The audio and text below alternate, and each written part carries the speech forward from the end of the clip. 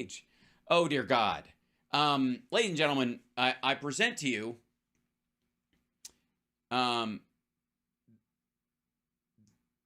there's a guy on net.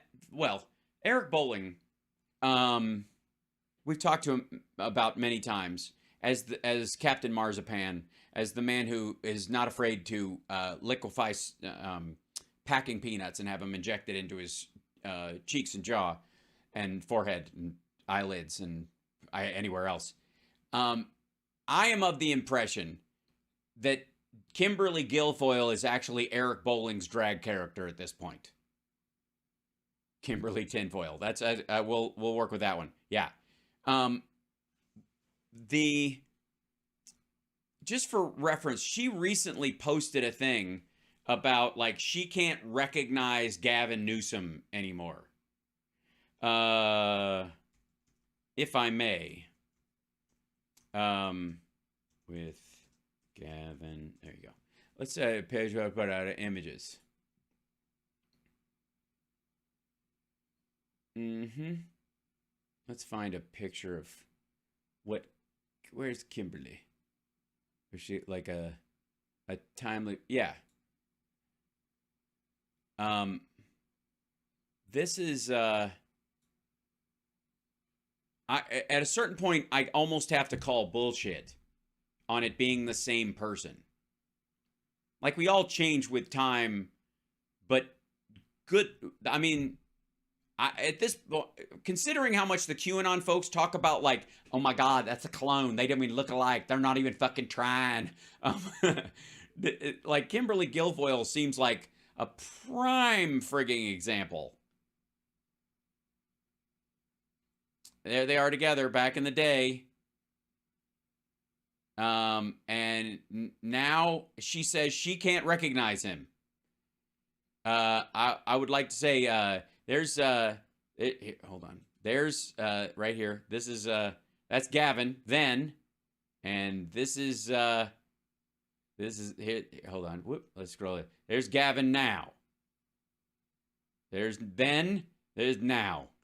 I think he's wearing the same fucking shirt.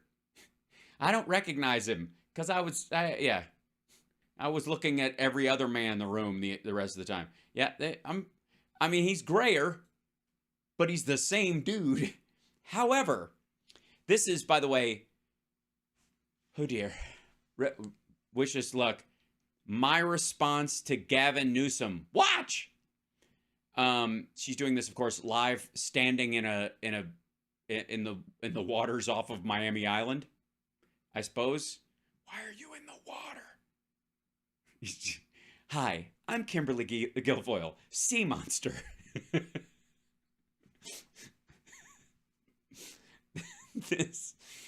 Oh shit. All right, here we go. Good Lord. Thank you, Georgina, also, and yeah, okay, here we go. This is a first. We've never done one of her videos by her. Well, no, we have. We've done one other.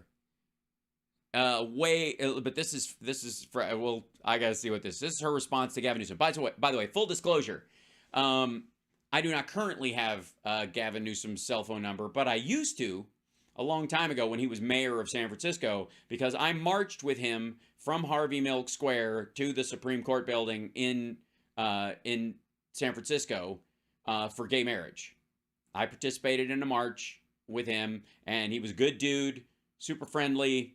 You know, at that point I was like, dude's probably going to be president one day. It's like he was made from a president dispenser. He's got the style. He's got that.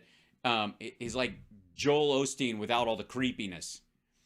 And he's genuinely a decent fellow, having hung with him a little bit before all this stuff took off and he became governor. Like, dude deserves it, works hard, cares, struggles, human being, normal shit, good for him. And I remember when they split up, everybody's like, oh, this is the scandal that's going to ruin him. If he leaves her for this, and he's dating somebody else, and it's a big, oh dear, how's he ever going to recover? And then everybody was introduced to Kimberly Guilfoyle, and they're like, maybe it's bad that he didn't leave sooner. I'm starting to think that he might not have leadership capabilities. He's stuck around with that busy freak for this amount of time.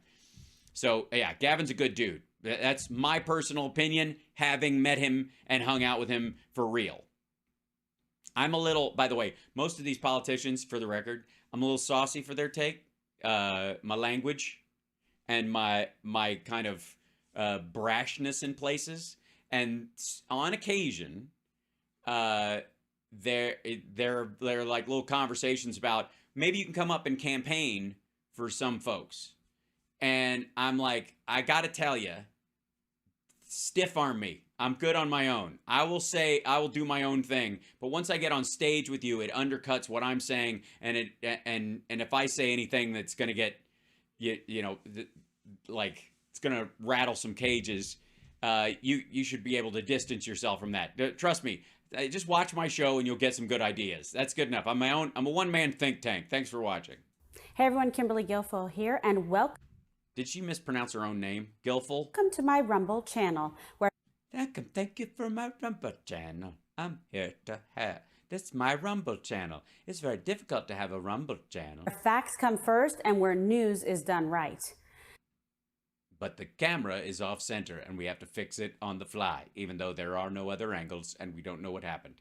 Obviously, I think Don Jr. just fell asleep against it. And we begin today with more troubling revelations surrounding the spies in our sky. And oh my God. And you know what's even more troubling is that you're still center screen while your graphics are on this side and there's a shit ton of space on the other side. And you obviously did this in post, so someone hates you. Your editor hates you. I'm just saying. Joe Biden's never-ending weakness on the world stage. It just doesn't end with his whole like kicking Russia's ass and teabagging China and it's never ending. And according to CBS News, the U.S. military was tracking the Chinese spy balloon for nearly a week before it entered U.S. airspace. And of course, well, again, which one are we talking about of the four? She means the second one, I think, maybe, possibly. It's hard to tell.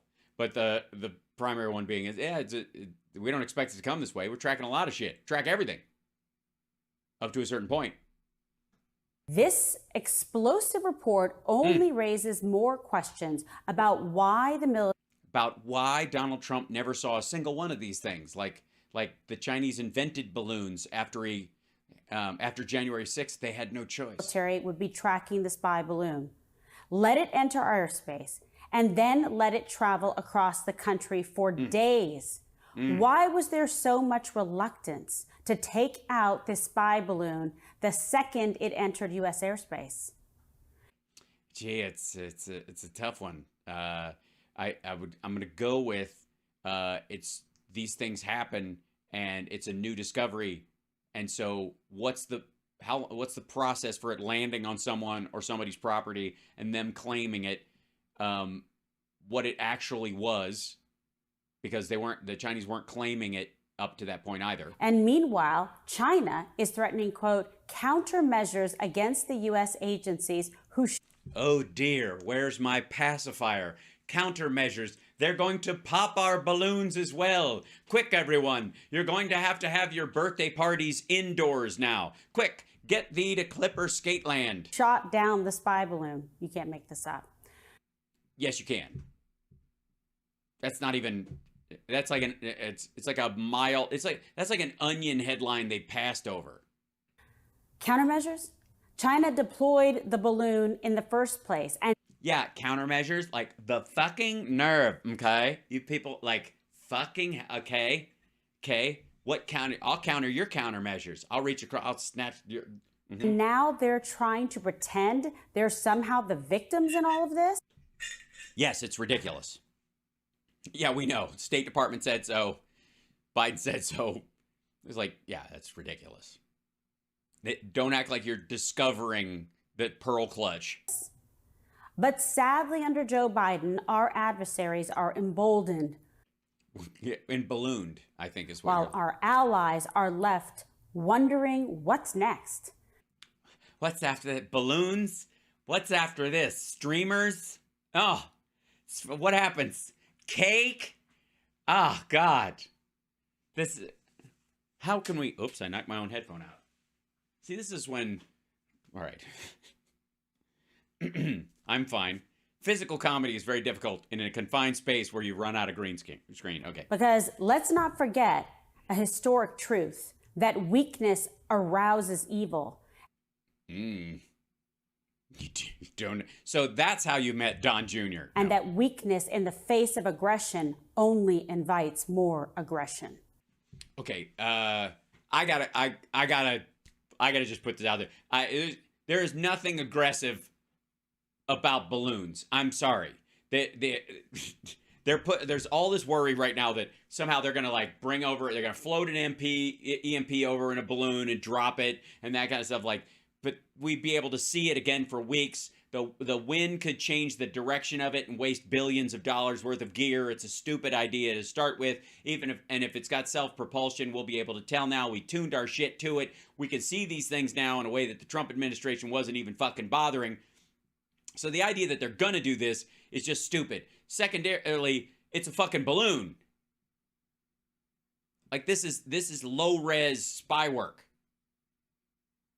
These are not fucking F-22s or F-35s or, they didn't strafe Middle Tennessee State University with a bomber. And it's why leadership matters.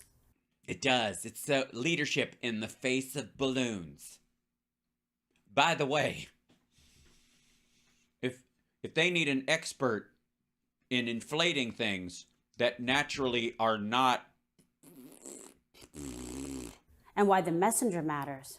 The message does. You can't stutter when you're saying the truth because it becomes less true. The man currently in the White House, frankly, struggles to even string together a coherent sentence. And it's not getting any better. No, it's terrible. And yet he still kicked your boyfriend's dad's ass. Here's Biden earlier this week in Washington. See if you can actually figure out what the heck he's trying to say. Okay, I'm excited. So, I don't even know. We just let's snip a piece. Okay, here we go. What I'm talking about. When people have a problem, they've got your number, they knock on your door. Not only you, but your spouses can't go to the grocery store, the gas station, can't show up without, can you fix my such and such? Okay, he's in the middle of talking about how if people are hurting, you can't go to your neighbor for help because you need the government and bigger things. Like, it's part of a bigger conversation. He's slapping you. Big fucking deal. That's what he's talking about. If people are behind the eight ball, they can't help other people. So you try to lift everybody up. Remember, under Donald Trump, Putin... Yes. Idiot. Look. Yeah, I remember he had the best words, like Kofefe. Never invaded Ukraine. Under Donald Trump... Excuse me? They were waiting for him to get us out of NATO. The problem that he had, and this was amazing, was that Trump actually thought, and this is, Bolton has said this, as has, Tillerson hinted at it, that Donald Trump thought that when he said, if you don't pay up in NATO, we're not going to defend you and we won't back you, which, by the way, we would, because we would still, he can't stop us because we signed on to Article 5. But because then our other treaties wouldn't be worth a fuck and blah, blah, blah. But he specifically was like, he thought that if we made that threat, they wouldn't pony up and NATO would collapse. And therefore, Russia could easily take Ukraine. He was there as a missile to destroy NATO. That's abundantly clear right now. And you can watch the people around him get more and more pissed all the time because they were promised some goodies after Russia steamrolls Ukraine. We had historic de-escalation with North Korea. Did we? Because it looked like they were just tickling his taint while they built more nukes, by the way, that don't work. Under Donald Trump, we achieved historic peace accords in the Middle East. Yes, the Abraham Accords, the Abramovich Accords, the Kool-Aid Accords. Yes. Never before has a peace treaty been signed between countries that were not actually fighting at all. Let me tell you what the Abraham Accords were. Let me explain as clearly as I can what the Abraham Accords were. The Abraham Accords were a multilateral trade deal between Israel and four other, maybe five, depending on who came on later, Middle Eastern countries. The United States, Jared Kushner and Donald Trump were negotiating a trade deal. The Abraham Accords are not peace deals. The only leverage element that the United States played in making the Abraham trade deal, the ATD, happen was to offer billions in military aid and military, just equipment and training and that kind of stuff to all those countries. And hey, you guys play nice economically with Israel, and we'll give you a bunch of missiles and missile defense systems and tanks and other shit like that. $50 billion worth. The Abraham Accords were a trade deal. I don't know why people don't recognize and talk openly about this. There's no such thing as a peace deal between parties that were not warring in the first fucking place. What did they actually accomplish? Commercial and business travel between these countries. That's a trade deal.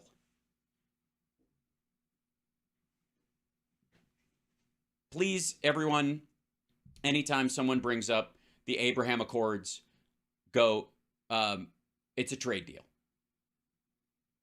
It's not a peace deal, it's a trade deal. And by the one that does not benefit the United States at all. At all. It benefits Kushner. It benefits Trump's investments in those other Middle Eastern countries because he doesn't have to worry about Israel fighting back against their, him getting investment or getting pissed about it. The Donald Trump policy of... I'm sorry, the Mahoo? We had historic de-escalation with North Korea.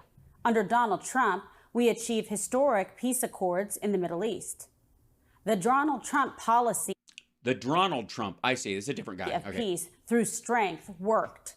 And expect to hear much more about all of these accomplishments on the 2024 campaign trail.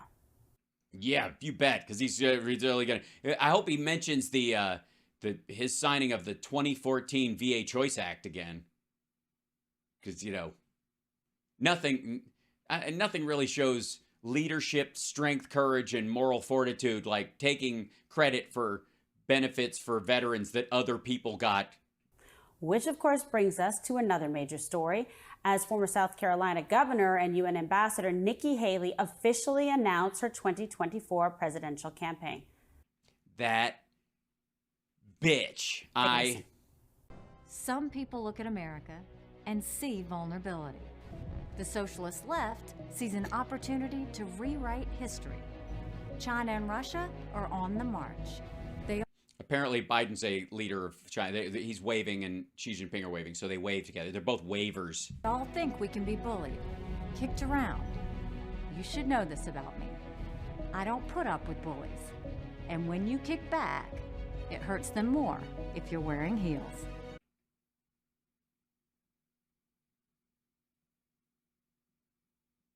No, I think pointy shoes if you're heel kicking, that's different. It's an entirely different attack where you're going to want to, it's more of a thrusting motion, That's a heel.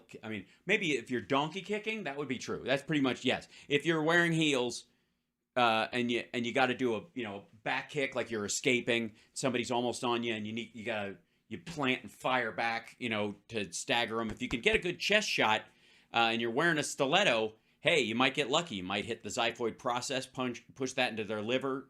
They're down in a couple seconds. If it's sharpened and you've been able to run in them, which is just magic, you might be able to get between a rib, cause some real damage.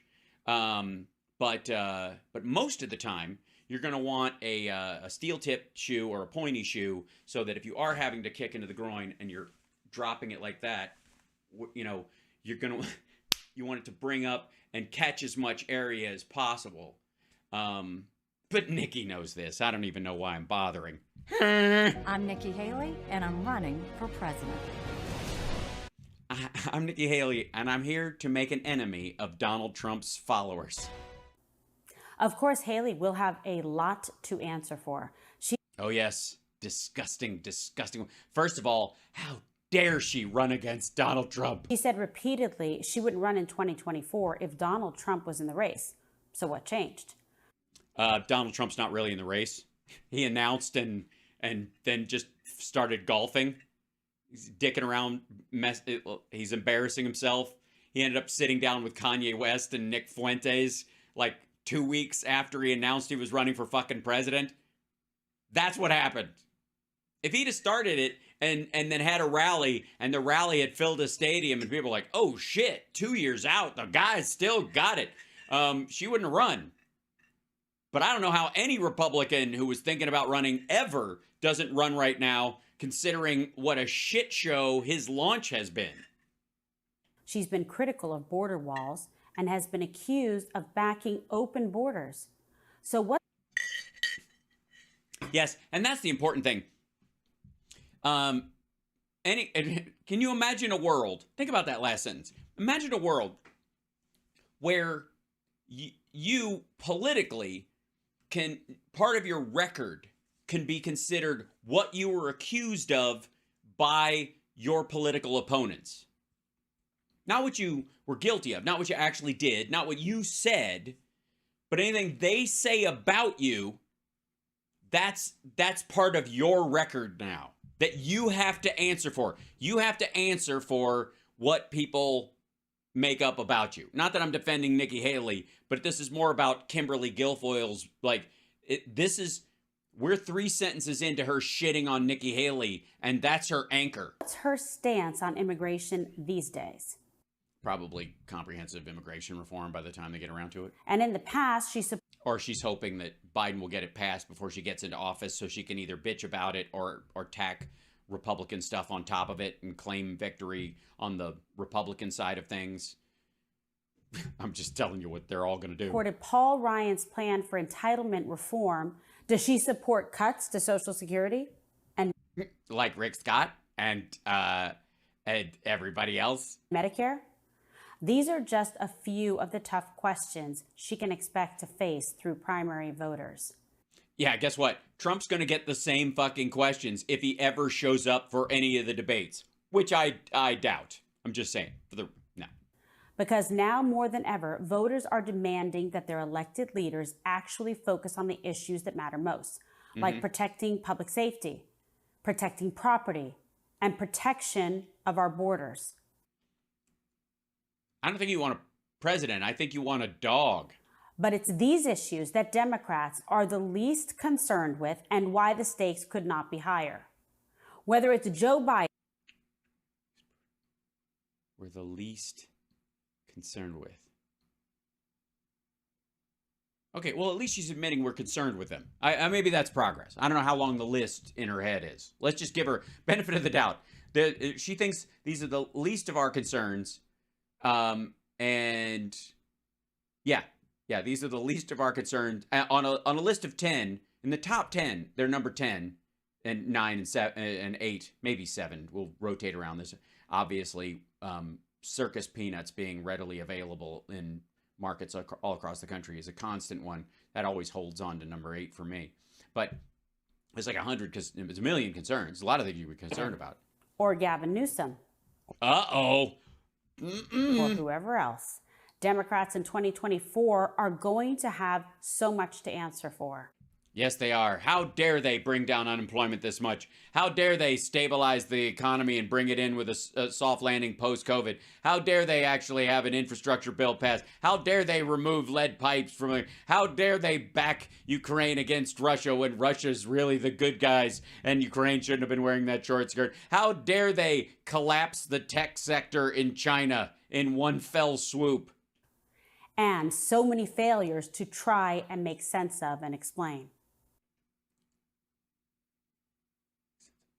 Well, if it's a failure, you don't have to make sense of it. It should be overt and obvious. If you have to explain that it's a failure, then it probably is a success. It's just not, you didn't think of it, so they succeeded in doing something. Never mind. And Gavin Newsom is now taking a shot at yours truly, claiming I fell prey to the culture at my former employer.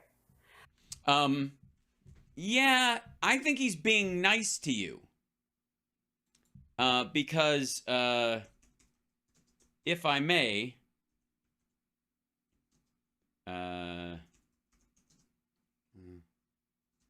me see this. Hold on. Let's see.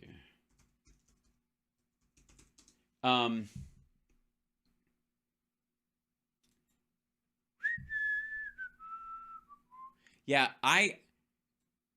you should be so lucky if all he's talking about is that she became right-wing because she hung out at Fox. Because how she left Fox is sort of the bigger story. For those of you that don't know, Kimberly Guilfoyle's sexual harassment allegations get even darker, including, according to a new report, making her Fox News assistant massage her bare thighs. And BEAR. Kimberly Guilfoyle, girlfriend to Donald Trump Jr. and finance chair of Trump's re-election campaign, has been a major surrogate for the president in the cycle, including a bizarre, extremely loud speech. The best is yet to come. America is all on the line. Okay. Blah, blah, blah. But like all Trump world figures, all of whom are subtle variations of the same type of person, she is hardly suitable for such a role. Her dismissal in 2018 from Fox News reportedly over sexual harassment allegations, making her a pretty lousy bridge between women and the president, who was himself incredibly accused of sexual misconduct and rape, all of which he's forcibly denied. But new details, her alleged firing, reported by the New Yorker's Jane Mayer on Thursday, seemed to disqualify her entirely. According to Mayer, Guilfoyle was abruptly booted from Fox News' The Five well before her contract was up, after her former assistant filed a complaint alleging she was frequently required to work at Guilfoyle's New York apartment while the Fox host displayed herself naked and was shown photographs of genitals of men with whom Guilfoyle had had sexual relations. Sexual relations. I told you, we're just colleagues. Yeah, that's how it was with your grandfather. We were just colleagues. Next thing you know, he's on top of me in the woodshed, pumping and sweating. The draft complaint also alleged that Guilfoyle spoke incessantly and luridly about her sex life. Barf, barf. And on one occasion, demanded a massage of her bare thighs. Other times, she said Guilfoyle told her to submit to a Fox employee's demands for sexual favors, encouraging her to sleep with wealthy and powerful men. I think that was Jesse Waters, by the way, is the person. Asked her to critique her naked body, demanded that she share a room with her on business trips, and required her to sleep over at her apartment, exposed herself to her, making her feel deeply uncomfortable.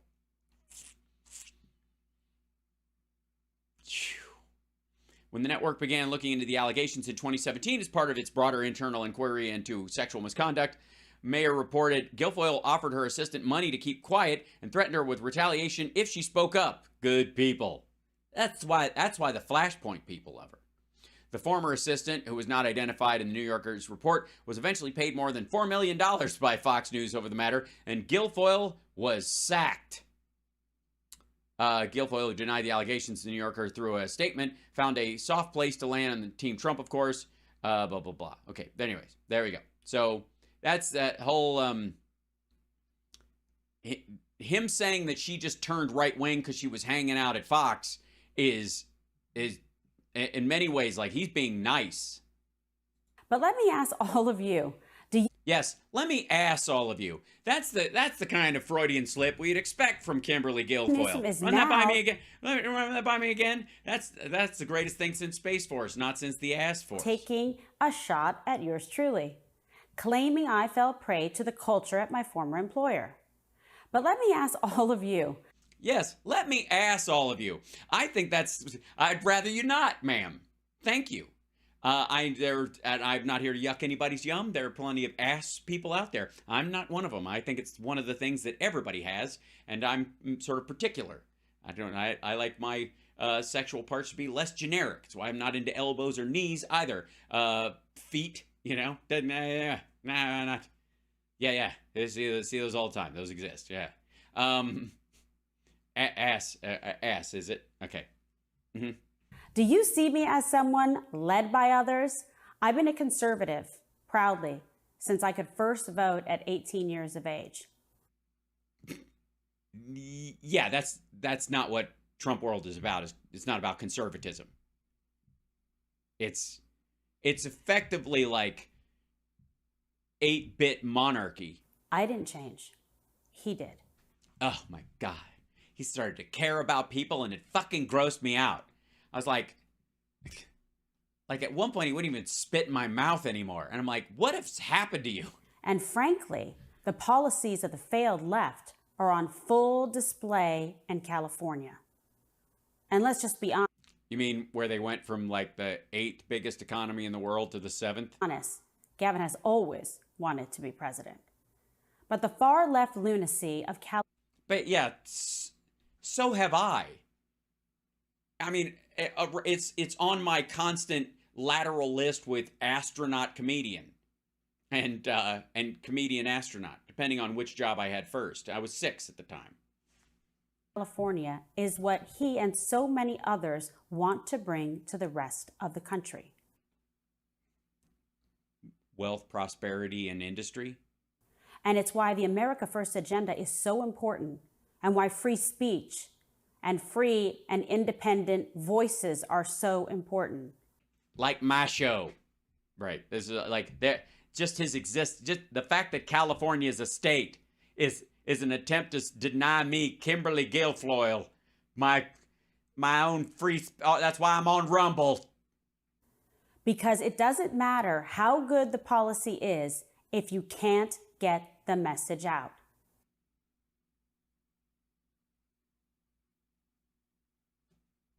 What? I had to think about that one for a second. Because on the one hand, she's talking about how shitty California's policies are, and that he wants to bring those policies to the rest of the country. Is she worried that Gavin will get canceled by left? Like the cancel culture of the left will go so far as to even come after Gavin Newsom, where he won't be able to talk. What the fuck? And it's meaningless. Thank you. That's just like the rest of this video. Thanks very much. Okay, well, yeah, I wish you just said that at the beginning, and we could have just skipped all this bullshit. It's why I'm here on Rumble, where meaningless it is an economic strategy. Facts and free speech come first. Follow me, please, at Kimberly Guilfoyle, and turn on the notifications bell and enable notifications. And I always... They don't have a notifications bell on Rumble, dummy. They really don't. Like, she's running the YouTube script. I want to hear from what you guys think and what you want to say. I want to hear from what you guys think. Why are some of these sentences so difficult? I want to hear what you guys think. I want to hear from you guys. Why not just slam those together and you end up with... First. Follow me, please, at Kimberly Guilfoyle, and turn on the notifications bell and enable notifications. And I always want to hear from what you guys think and what you want. I always want to hear from what you guys think. From where to heretofore, y'all are thinking about what you want to think. If thinking is what you do about what you want to say, and what you said was what you heard. And I'm glad to hear what you're saying when you say it into my ears. Also, strike and subscribe. Want to say, so comment down below. Tell me what you think. Talk to you again soon. You didn't talk to us. You talked at us. It's if you're not live streaming like yours truly, and hi there, chat room. It's a completely rhetorical act. These motherfuckers. I swear to God. Hi, everybody. Bless you. Welcome to the slab. Jesus. That's a show. I swear to God, I think she and Don Jr. are both like, fuck, I could do that, about everything they've seen on there. Like, these people are making so much fucking money. Like, they barely do anything. That's the mission statement of both of his podcast and her Rumble.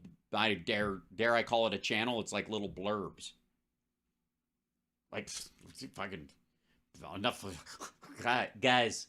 Enough people, fucking like it, and and we could guarantee us a certain, like, we can make $5,000 a month even on my dad's followers. So I only fucking just do it to take about like 5 minutes a week. Like, that's what this is. They're just looking at everybody else who's putting out content, who works for a fucking living, and what are they doing? Well, they're like, what difference does it make? We don't even have to try.